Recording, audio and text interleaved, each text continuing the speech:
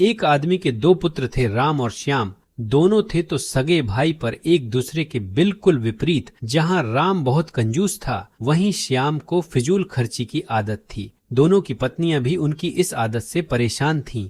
घर वालों ने दोनों को समझाने के बहुत प्रयास किए, पर न राम अपनी कंजूसी छोड़ता और न ही श्याम अपनी फिजूल खर्ची से बाज आता।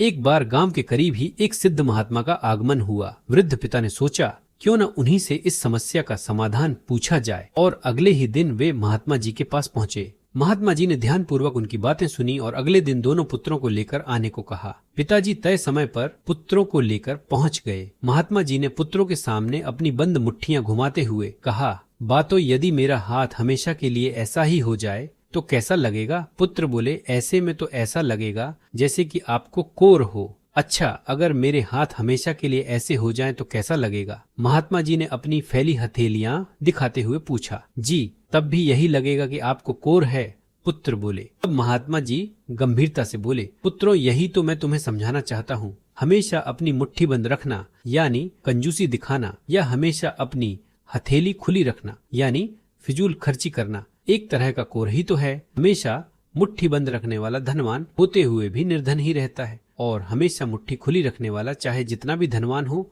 उसे निर्धन बनते समय नहीं लगता। सही व्यवहार है कि कभी मुट्ठी बंद रहे तो कभी खुली, भी जीवन का संतुलन बना रहता है। पुत्र महात्मा जी की बात समझ चुके थे। अब उन्होंने मन ही मन सोच समझकर ही खर्च करने का निश्चय किया। अगर आपको यह कहानी पसंद आई हो तो कृपया मेरे चैनल को लाइक, शेयर